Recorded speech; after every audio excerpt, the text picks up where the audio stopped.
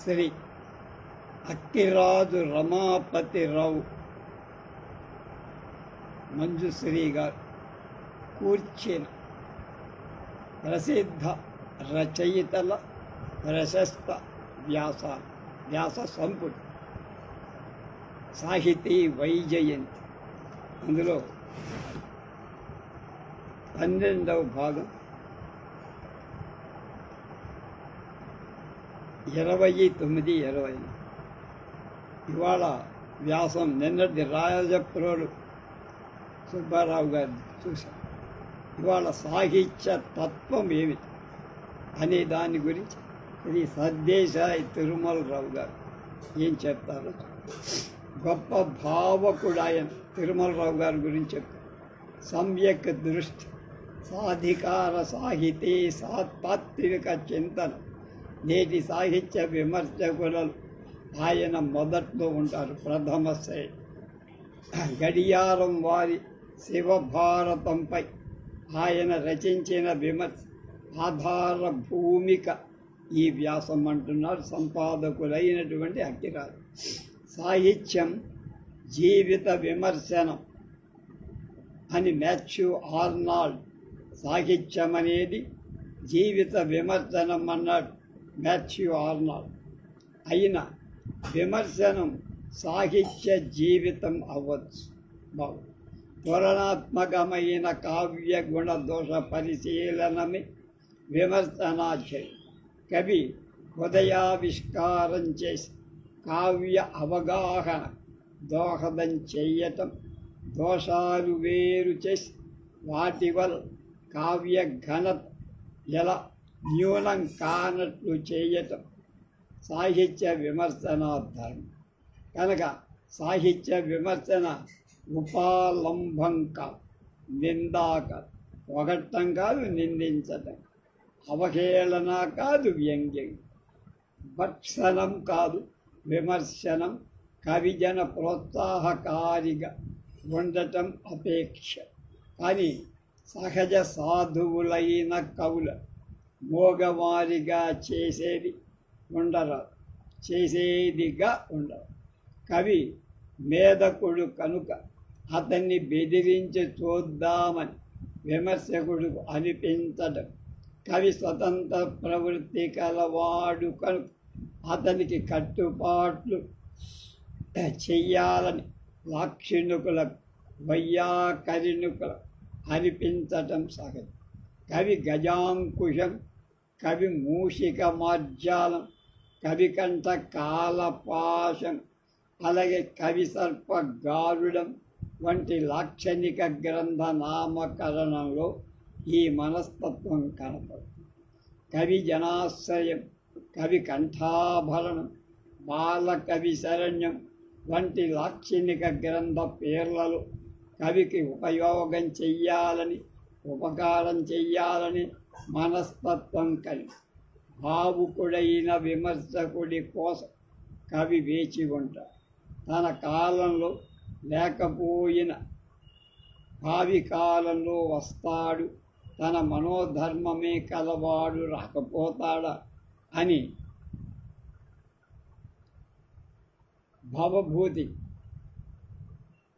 భవభూతిలాగా కవి శతాబ్దాలు ఎదురు చూస్తూ ఉంటాడు. ఒక్కొక్క కవిత్వాన్నే వదిలేసుకుంటాడు. ఒక కవికి అతని స్నేహితుడికి జరిగిన సంభాషణ ఒకటి జరిగిందట. సర్దేశాయి చెప్తాను.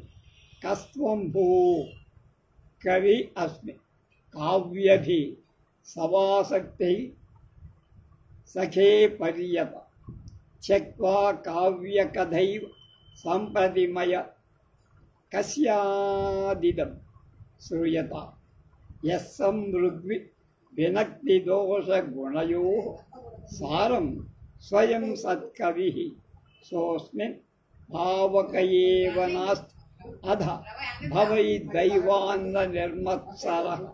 కావ్య మీమాంసలో రాజశేఖరుడి ప్రశ్న జవాబులాగా ఉంది, కానీ నేను అలా చదివా. శ్లోకంగా చదవాలంటే కస్త్వంభో కవిరస్మి కావ్యభినవాసక్తి సఖే పర్యతం త్యక్వా కావ్యకథైవ సంపది మయా కస్యాజిదం శ్రూయతాం యస్సమ్యగ్ని వినక్తి దోషగుణయో సారం స్వయం సత్కవి సోస్మిన్ భావక ఏవ నాస్తి అధ భవైద్దావాన్న నిర్మత్సరః. ప్రశ్న జవాబు రూపం. ప్రశ్న అడుగుతున్నాడు, ఎవరండి మీరు? నేను కవిని. జవాబు, ఏమైనా అభినవ సూక్తి కలదా?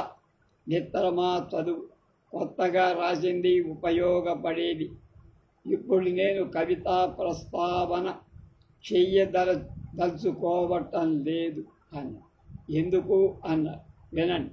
స్వయంగా తాను కవి అయి గుణదోష సారం తెలిసి చక్కగా విమర్శింపగల భావుకుడు ఈ ప్రపంచంలో నాకు ఎక్కడా కనపడలేదు. ఎక్కడైనా ఒకడున్న దైవవశంతో వాడు మాత్సర్యాన్ని వదలకుండా ఉంటుంది. కనుక నేను కవిత్వాన్ని వదిలేసాయా? విమర్శ సరైన విమర్శకుడు లేడు. అందువల్ల నేను కవిత్వానికి అస్త్రసన్యాసం చేసి కవి విమర్శకుడు పరస్పర విరోధులు అనుకోవడం అసంగత పరిస్థితి. వాళ్ళకి ఒక నాణెకు రెండు ప్రక్కలుగా భావించాలి. కనుక స్వయంగా కవి అయిన వాడు, కవి హృదయం కలవాడు నిజమైన సాహిత్య విమర్శకుడు అవుతాడు. జీవిత తత్వాన్ని కవి తన మాటలలో చెప్పగా, కవితా తత్వాన్ని భావుకుడు తన మాటల్లో చెప్పు. కవి సృష్టికర్త బ్రహ్మ వంటిగా, భావుకుడు భావకుడను. సృష్టి లయకారుడైన శర్వుడైనా కావచ్చు, అంటే శివుడు కూడా లయకారుడైన శివుడు కూడా కావచ్చు భావం. కావ్య గుణదోష ప్రసాద చిత్తంతో చేసిన విమర్శ కావ్యం ఉన్నన్ని నాళ్ళు మన్ననడుతుంది. కలుష చిత్తం దోష దృష్టి చేసిన విమర్శ కాల ప్రవాహంలో మునిగిపోతుంది.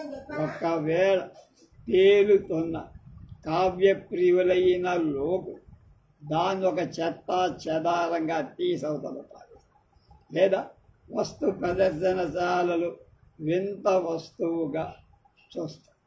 కనుక షేక్స్పియర్ నాటకాలను గురించి నాటి థామస్ రైమర్ వ్రాతలను మిల్టన్ కవి రచించిన ప్యారడైజ్ లాస్ట్లో దాన్ని నిడివి తప్ప తక్కిన గుణం కనిపింపదు అనిన విమర్శకుని వ్రాతలను ఇవాళ మనకు విడ్డూరంగానే కనిపిస్తాయి.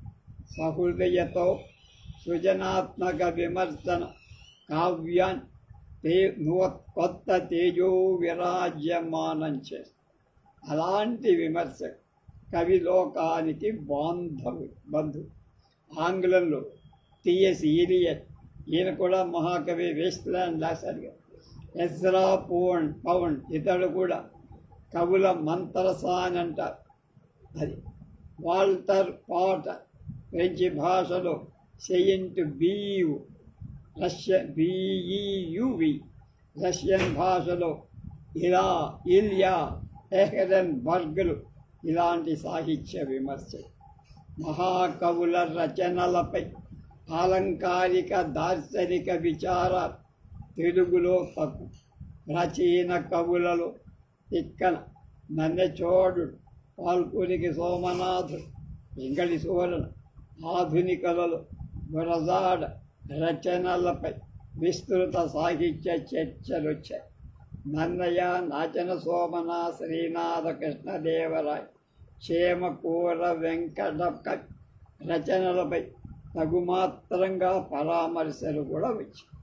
ఎర్రన, పోతన, సూరన్, పినవీరభద్ర, అనంతామాచ్య, కోన బుద్ధిరాజు, తెనాలి రామకృష్ణ, సంకుశాల నృసింహ కవి, గౌరన కంకంటి పాపరావు, అన్నమాచార్యుల వంటి వారి రచనలపై ఎన్ని అయినా సాహిత్య విచారాలు రావాల్సి ఉన్నాయి, కానీ అంత రాలేదు.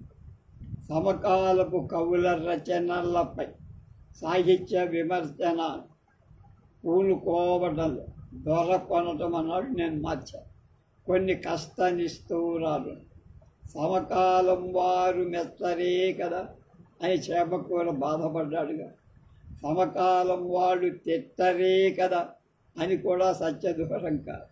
కనుక మెచ్చటకి ఎంత నిర్లిప్తత కావాలో తిట్టడానికి కూడా అంత నిర్లిప్తత కావాలంటున్నారు సర్దేశాయి గారు. సాహిత్యవేత్త కావ్యం రాసి కవి కాగోరుతా ఇంకో కవి గ్రంథంపై వ్రాయపోనరు. అది కృతజ్ఞతారహిత ప్రక్రియ. ఇది మొదటి. సమకాలీన కావ్యస్థానాన్ని నిర్ణయించడం కష్టతరం అవటం రెండవ కారణం. నిర్ణయించడం ఎందుకు కష్టం అంటే వర్తమాన కాలం మారుతూ ఉంటుంది.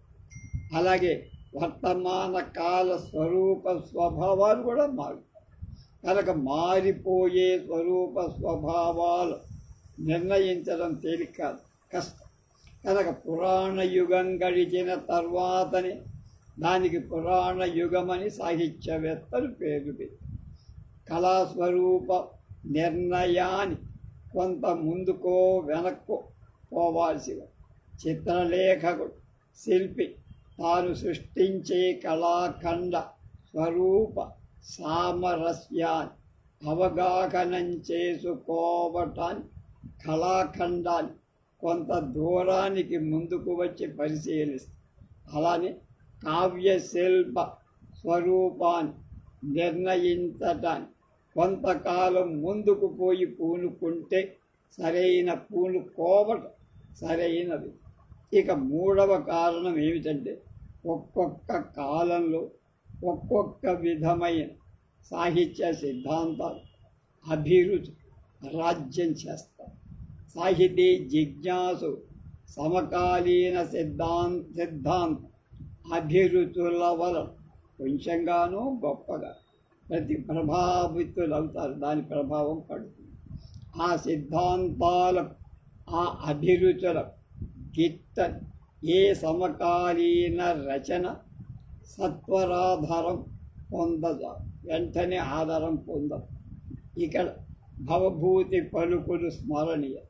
అలాంటి రచన సమకాలీన సిద్ధాంతానుసారం అనుకూల వర్గీకరణానికి అందం. అది చెప్పు.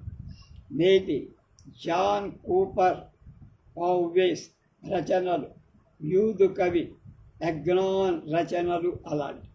ఒక్కొక్కప్పుడు అలాంటి రచనలు సమకాలంలో కాక తర్వాతి కాలం జనాదరణ పొందటం వీలుగా ఉంటుంది. ఇంగ్లీషులో జాన్ డోనే, జిఎం హాప్కిన్, ఎడ్వర్డ్ ఫిట్జెరాల్డ్ కవిత్వాలు, తెలుగులో పాల్కొనికి సోమనాథ, పోతన, వేమన కవిత్వాలు ఎందుకు ఉదాహరణలుగా చెప్పారు. సమకాలీన కవుల రచనలపై విమర్శకుల గతులు ఇలా ఉంది.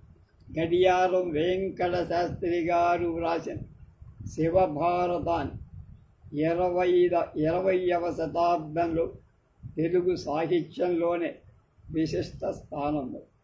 స్థూల దృష్టికి శివభారతం సాంప్రదాయక పద్య కావ్యంగా కనిపించిన సూక్ష్మ వివేచన చేస్తే ఈ గ్రంథంలో అనేక విషయాలు కొత్తవి, అగ్రగామి కవిత్వంగా స్పష్టంగా కనిపిస్తాయి. భారత స్వాతంత్ర సంగ్రామం పరాకాష్ఠ దశలో ఉన్న భారతీయ తత్వాన్ని మొఘలుల నుండి రక్షించడానికి బ్రతుకు అర్పించిన శివాజీ జీవితాన్ని శివభారతంగా వ్రాయటం కొత్త మొదట నవ్యత. హెచ్ఏ టెయిని ప్రతిపాదించిన రేస్ జాతి మిలియు సాంఘిక వ్యవస్థ మొమెంట్ తత్కాల పరిస్థితుల ప్రభావం ఈ గ్రంథ అవతరణంలో ఉంది. ఆంధ్రుడైన కవి మహారాష్ట్రుడైన శివాజీ చరిత్ర వ్రాయటం రెండవ విషయం. మా తెలుగు తల్లి మా తెలుగు వీరులు అని వ్రాయడం పాడడం స్వాభిమానం, ప్రాంతీయాభిమానమే అనిపిస్తుంది కాదని. ఇతర ప్రాంత వీరుడి గురించి వ్రాయడం పాడటం జాతీయ సమైక్యతకు మూలకందము కనుక రంతిదేవుడు, అశోకుడు, పుష్యమిత్రుడు, పృథ్వీరాజ్, కృష్ణదేవరాజ్, షేర్షా, అక్బర్, దారాషుకో, శివాజీ, రంజిత్ సింగ్, జవహర్లాల్ నెహ్రూ ఇది జాతీయ సమైక్య నాయకుల సంప్రదాయ పరంపర. ఒక ప్రాంతపు కవి ఇంకొక ప్రాంతం గురించి రాయ. శివాజీ గురించి తెలుగు కవి రాశారు. కృష్ణదేవరాయల గురించి పంజాబీ కవి రాయాలి. రాజరాజ చోళుడిపై బెంగాలీ కవి రాయాలి.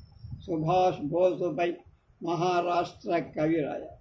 అప్పుడే మనలో నిజమైన జాతీయత సమైక్యతా భావం స్థిరపడింది అనవచ్చు. ఈ పదాని మొదట మార్గదర్శి శివభారతం రాసిన గడియారం వెంకటశేషసారి. శివభారతాల్లో ఆద్యంతాలు ప్రత్యేకంగా మొదలు చివరి, నాంది, ప్రస్తావన, పూర్వరంగాల ఉనికి వల్ల శివభారతం ఒక పద్య నాటకంగా రూపొందింపబడింది అనే భావం కలగజేస్తుంది. అధిక సంఖ్య పద్యాలు సంభాషణాత్మకంగా ఉండడం ఈ భావాన్ని గట్టిపరుస్తుంది. స్వకీయ సమస్యలు దుఃఖాలు కాక శివభారతంలోని ప్రధాన పాత్రల ముఖంగా జాతీయ భావాలు, రాజనీతులు వినవస్తాయి. అలాగే ఇందరి దాదోజీ, రామదాస్, జయసింగ్, శివాజీ పాత్రల వాక్యాలు విన్న కొద్ది కిరాతార్జునీయంలో పాత్రల సంభాషణలు విన్నట్టు అనిపిస్తుంది. అలాగే శాంతి పర్వంలో భీష్మ ధర్మరాజు సంభాషణం విన్నట్లు అనిపిస్తుంది. కేవలం జనరంజకత, సాహిత్య ఆట కేలనానికి కాక గంభీర జాతీయతా తత్వ ప్రతిపాదనానికై రచితాలైన శివభారతం అదే అభినివేశం తోడని పరిశీలించడం సాహిత్య తాత్వికుల విధి. కావ్యాలను పరిశీలించు పద్ధతులు మూడంటున్నారు సర్దేశాయి.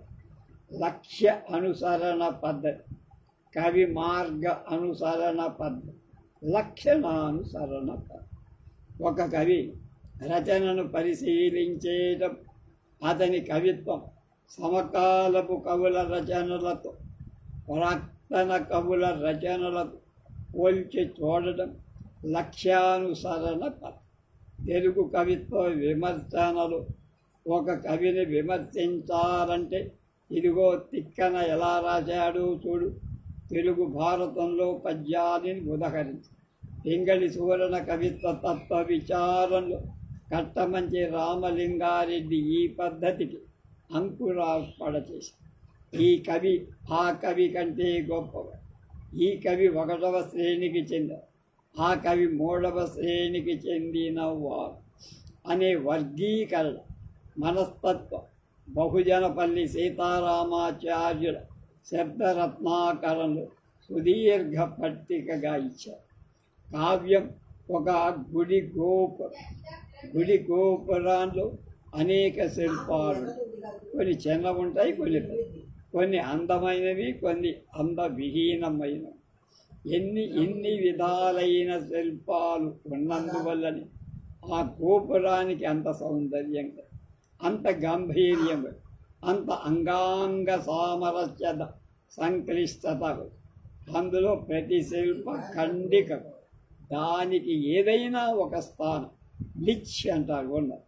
మరుగుజ్జుగా, పొట్ట లావుగా, కాళ్ళు చేతులు పొడవుగా ఉండి స్వతసిద్ధంగా వికారంగానే కల్పడే ఒక ప్రతిమ గోపురం నుండి తీసివేయండి. అప్పుడు గోపురం మీద సమగ్ర దృష్టి ప్రసరించండి. గోపుర సమగ్ర సౌందర్యం, మొజాయిక్ బ్యూటీ కొంత లోపించిన సంగతి తెలుసు. అపారమైన కావ్య సంసారం ఏ కవి స్థానం ఆ కవిది, ఏ కవి పౌరసత్వం ఆ కవిది. కనుక కవితాలోకాన్ని పేక ముక్కల మేడతో పోల్చరు. కొన్ని పేక ముక్కలు ముఖ్య స్థానంలో ఉంటాయి, కొన్ని మారుమూల ఉంటాయి, కొన్ని రంగులతో విరాజిల్లచ్చు, కొన్ని రంగులు విహీనమై ఉండవు. కానీ దేని స్థానం దానికి. ఒక పేక ముక్క తీసిన మొత్తం కొలాప్స్. కనుక ఒక పేక కదల్చిన పేక మీద కూలి.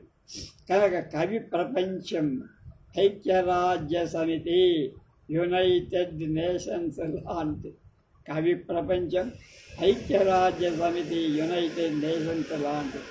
అప్పటికి యుఎస్ఓ రాలేదు. చిన్నదైనా పెద్దదైనా, బలహీనమైందన్నా బలవంతమైందా, ప్రతి దేశానికి అందులో సమాన ప్రతిపత్తి కలదు. కనుక సమైక్యరాజ్య సమితి ప్రతి కవికి సమాన అందులో ప్రతి కవికి సమాన ప్రతిపత్తి. కనుక ఈ కవితో ఆ కవిని పోల్చడానికి ఇక్కడ ఒప్పుకోకు. కవి అల్లసాన పెద్దన, కవి తిక్కన సోమయాజి గను తింపంగా, కవి నేను రామకృష్ణుడా అని తనను తానే ఇతర కవులతో పోల్చుకుంటాడే కానీ ఇతరుడు పోల్చింతే ఒప్పుకో.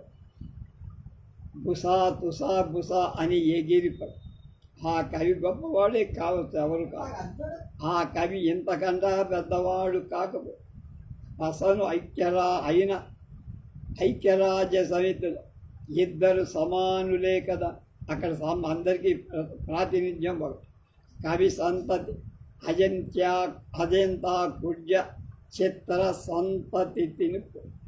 ఏ చిన్న బొమ్మ తీసేసిన, పెయింటింగ్ తీసేసిన ఆ కుడ్యగత సమరస అంటే హార్మనీ సౌందర్యం మాసిపోదు, ఉండదు, తగ్గిపోదు. కనుక ఏ కవిని కించపరిచి కవులకందరికీ అవమానం జరుగుతుంది.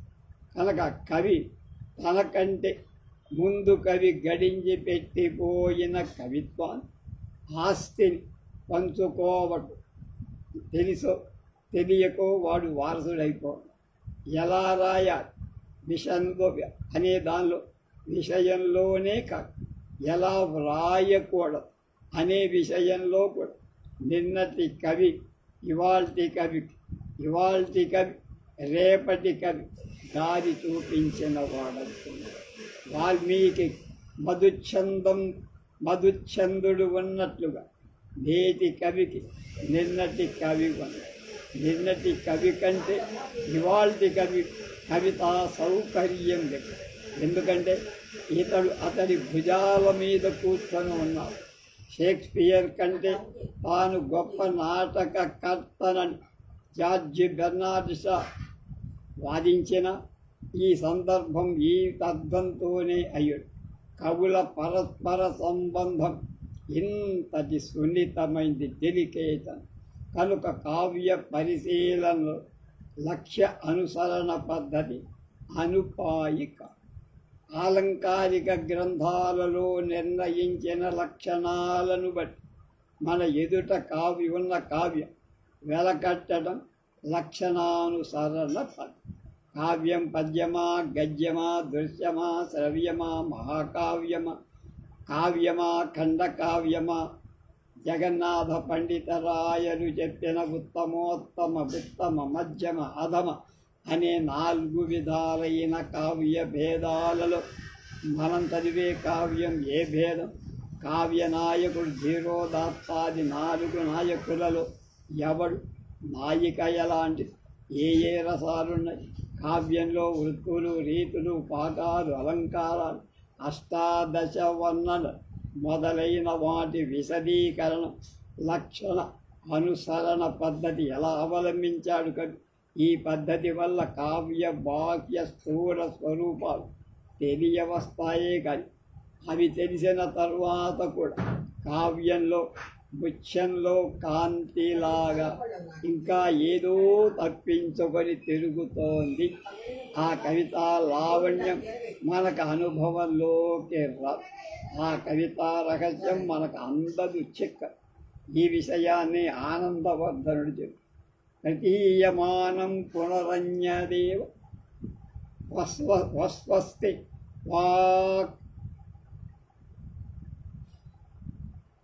వాతీషు మహాకవీనాం యత్ ప్రసిద్ధదాయ నాతిరిక్తం విభాతి లావణ్యమివాంగనాస్. ధన్యాలోకంలో కవిత్వంలో అంతు చిక్కని ఈ రహస్యాన్ని ఓవెన్ బేర్ఫీల్డ్ అని అతను తన పొయటిక్ డిక్షన్లో ఇలా ఏ స్టడీ ఇన్ మీనింగ్లో that precarious elements in poet which has puzzled critics and poets alike అని వ్యాఖ్యాన. కనుక కానుక లక్షణ అనుసరణ పద్ధతి సలక్షణమైంది కూడా ఆలంకారికుల లక్షణాలన్నీ కలిగి ఉన్న కావ్యం హరిశెట్టి రామారావు ప్రబంధ నాయిక వ్యంగ్య చిత్రంలా సుందరం కాక నేటి ఆలంకారికుల లక్షణాలు నిన్నటి కావ్యాన్ని పరిశీలి. ఆ లక్షణాలు లేకపోతే కావ్యం అలాక్షిణకం అనడం గుర్రానికి ముందు బండి కట్టడం. కనుక ఒక కాలానికి ఒక ఆలంకారిక సిద్ధాంతం అధికారం చేస్తుంది. కవి ఆ సిద్ధాంతానికి అనుగుణంగా కావ్యం రాశాడు. ఒక రాజును పడగొట్టి ఇంకొక రాజు వచ్చిన ఒక సిద్ధాంతాన్ని కాదని ఇంకొక సిద్ధాంతం ప్రాచుర్యం. అప్పుడు నిన్న సంరక్షణగా పరిగణింపబడిన కావ్యం నేడు అలాక్షిణం. లక్షణం అంటే ఒక లక్షణం కాదు, ఉన్న లక్షణాలన్నింటిని సముదాయం అనుకుంటే ఆలంకారిక మత పరస్పర విరుద్ధాలుగా ఉన్నాయే కానీ వాటికి ఎక్కడ పొంతన లేదు. కనుక ఆనందవర్ధన మతంలో మహిమ భట్టు మతంలో ఉత్తర దక్షిణ ధ్రువాలంత దూరం. కుంతకుడి మతం క్షేమేంద్రుడి మతానికి పోలికలు. లక్షణాల సామరస్యాలు ఎలా ఉంటే కవి ఎవరి లక్షణాలు పాటించారు. కావ్య లక్షణాలు కవుల రచనలు అక్కడక్కడ ఉన్నట్టువే కానీ ఆలంకారికులు సృష్టించదు. ఆలంకారికులు వాటిని సంకలనం చేసి ఉండదు. అలంకార శాస్త్రం కావ్యావగాహన కొరకు ఏర్పడిందే కానీ కావ్యంపై న్యాయ విచారణ చేసి దాన్ని శిక్షించడానికి మాత్రం కాదు. సంస్కృతంలో కావ్యాలు అలంకార శాస్త్రాలు శాంతియుత సహజీవనం సలుపుతున్నాయి కానీ అలంకార శాస్త్రాలు కవులను సంస్కృతంలో శాసించాల. కావ్యాలు ముందు వచ్చిన చెవులు, అలంకారాలు వెనుక వచ్చిన పొమ్ము. పాశ్చాత్య నాటక నియమాలని చూడండి ఒకసారి. తనకంటే ముందున్న ముగ్గురు గ్రీకు నాటకకర్త నాటకాలను పరిశీలించి అరిస్టాటిల్ చేసినవే కానీ ఆ నాటకకర్తలు ఇస్కెలస్, సోఫోక్లిస్, యూరిపిడస్ ఇతని నియమాలు చూసి తమ నాటకాలు రాయారు. కనుక అరిస్టాటిల్ తర్వాత అతని నాటక సూత్రాల అనుసారం రచితమైన నాటక ఫ్రెంచి కవులైన కొర్నీల్, రాసిన్ల నాటకం అరిస్టాటిల్ నాటక సూత్రాల కంటే ముందు వచ్చిన నాటకాల స్థాయి రాలేదనే విషయం అరిస్టాటిల్ నాటక సూత్రాలను పాటింపని షేక్స్పియర్ నాటకాలు మహోత్తమములై ఉన్న విషయం మననం చేస్తే శాస్త్రీయ సంక్షలక్షణ కళా వైభవాన్ని ఉండాల్సినటువంటి సంబంధం ఉండదక్కర్లేదని ప్రాథమికంగా అర్థమవుతుంది. కనుక శాస్త్ర నియమాలని ఉంటాయి కానీ కవిత్వంలో కాదు. శాస్త్రంలో నియమాలు, కవిత్వంలో కాదు.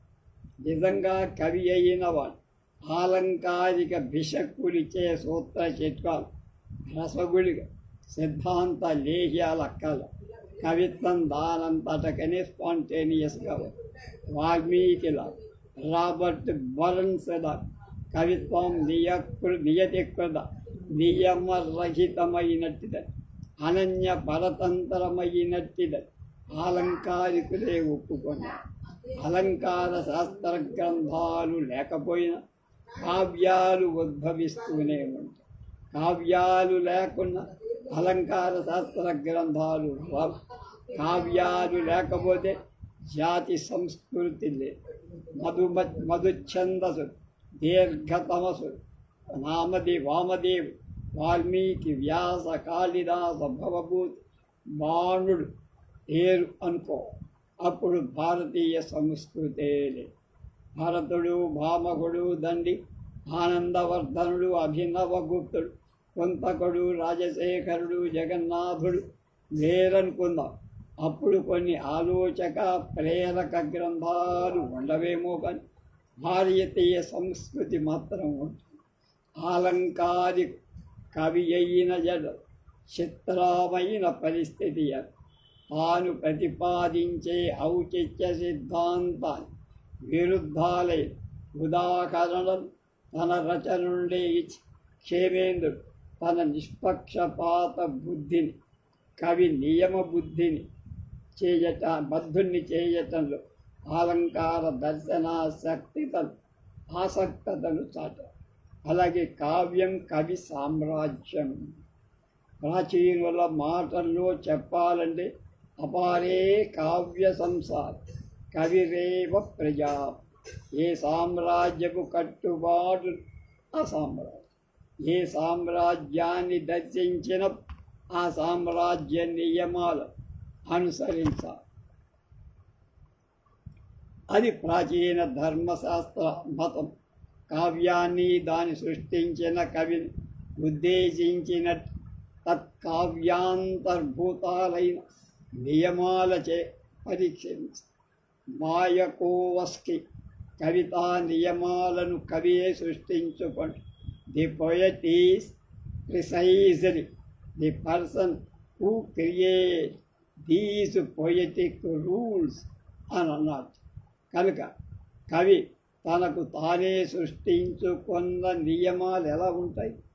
కరుణ మొక్కటే రసమని, తన కవిత్వంలోని కరుణ చేత రాళ్ళు కూడా ఏడుస్తాయని, వజ్ర హృదయాలు కూడా పగులుతాయని అర్థం ధ్వనించినట్లుగా భవభూతి ఉత్తర రామచరిత నాటకంలో పాత్రల ముఖంగా చెప్పు. అన్నయ్య తన కవిత్వంలో ప్రసన్న కథా కలితార్థయుక్తి, అక్షర రమ్యత ఉందని, రాత వడ్డ మాట వాడనని తిక్కన శపథం చేసి తన కవిత్వంలో ఆంధ్రాబళి మోదమంబరై అని విశ్వాసం నన్ను చూడు. తనది దేశీ కవిత్వం, వస్తు కవిత్వం అంతా అల్పాక్షరాల అనర్పార్థాలు చేర్చేటట్టుగా రచనే కవిత్వమని పాల్పురికి సోమనాథుడని.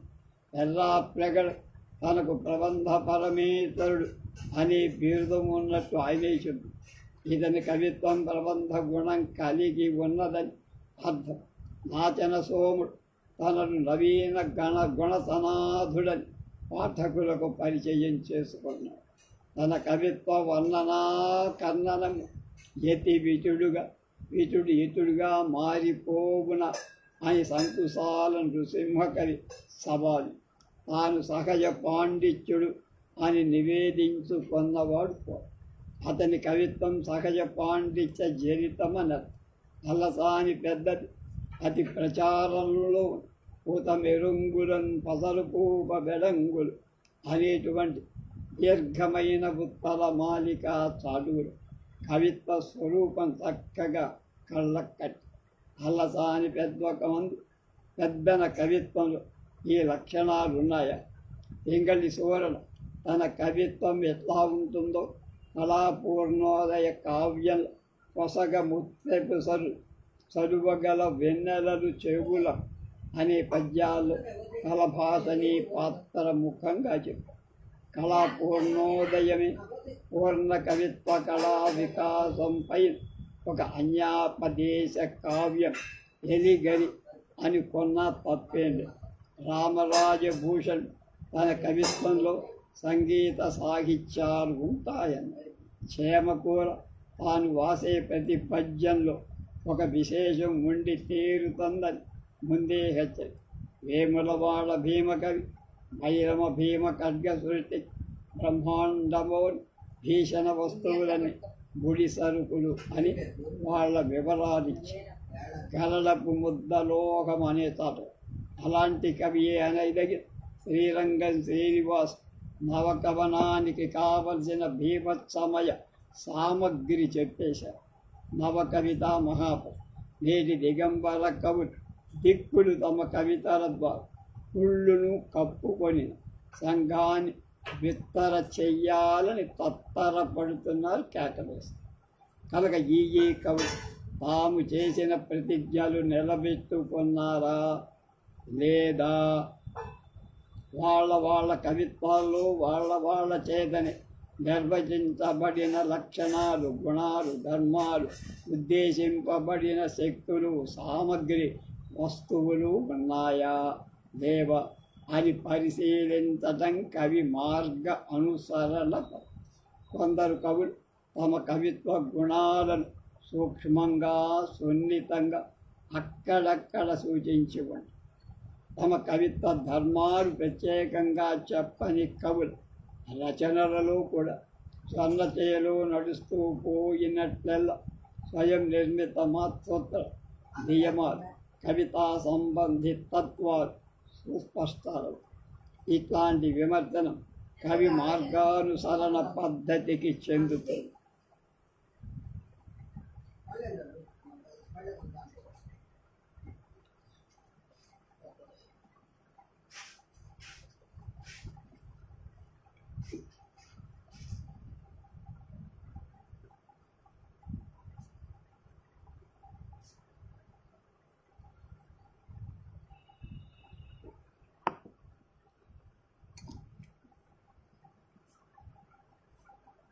ఇతర కావ్య నియమాలకి ఇక్కడ చెడుపడ్డాయి కనుక రామాయణ కవిత్వ నియమాలు మహాభారతానికి అన్వయించు.